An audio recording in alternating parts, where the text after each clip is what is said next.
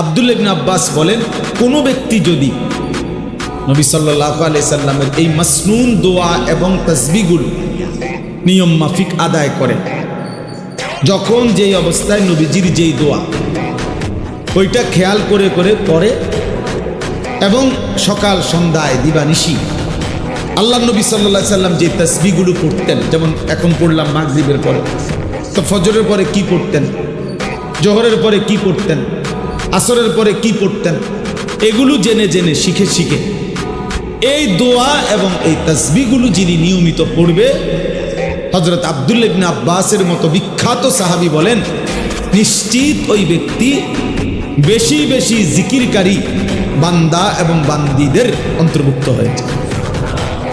জিকরান কাসীরা, এটা আদায় হবে। আল্লাহ যে বলছে বেশি বেশি আল্লাহর জিকির করো, এই বেশি বেশি জিকিরের হুকুম আদায় হয়েছে। ওয়াদ্দাকিরিন আল্লাহ কাসীরান ওয়াদ্দাকিরাত, আল্লাহ বলছে বেশি বেশি জিকিরকারী পুরুষ এবং নারী, আ'আদ্দাল্লাহু লাহুম মাগফিরা, এমন পুরুষ এবং নারীদের জন্য আল্লাহ তাআলা প্রস্তুত করেছেন, রেডি রাখছেন আল্লাহর মাগফিরাত, ক্ষমা, ও আজরান আযীমা, এবং সর্বশ্রেষ্ঠ বিনিময় জান্নাত। তাহলে বেশি বেশি জিকিরকারী পুরুষ এবং নারী আল্লাহ তাআলা তার জন্য ক্ষমা রেডি করে রাখছেন, আল্লাহ তার জন্য জান্নাত রেডি করে রাখছে, রেডি করে রাখছে। এই জন্য আমারও চেষ্টা করা উচিত, আপনারও চেষ্টা করা উচিত, সকলের চেষ্টা করা উচিত বেশি থেকে বেশি কিভাবে আমি আল্লাহ তাআলার জিকিরকারী বান্দা হব, পুরুষ নারী সকলেই।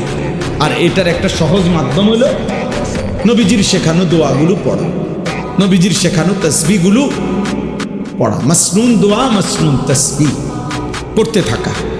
এই জন্য চেষ্টা করলে সম্ভব। বাথরুমে ঢুকতে দোয়াটা নিয়মিত পড়েন, বের হয়ে দোয়াটা নিয়মিত পড়েন, খাবারের আগে পড়ে নিয়মিত দোয়া পড়েন।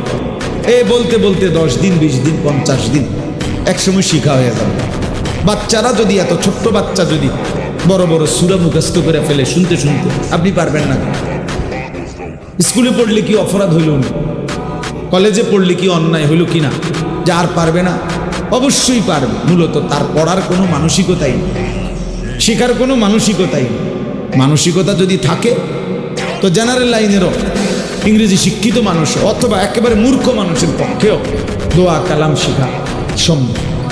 আমাদের ডাক্তার মিজান ভাই, ডাক্তার মানুষ, উনি, আমি দেখলাম যে উনি সব দোয়া পান, সব তাসবিহ পান। তো বেটা কেমনি শিখলো? উনি শিখলেন কেমন?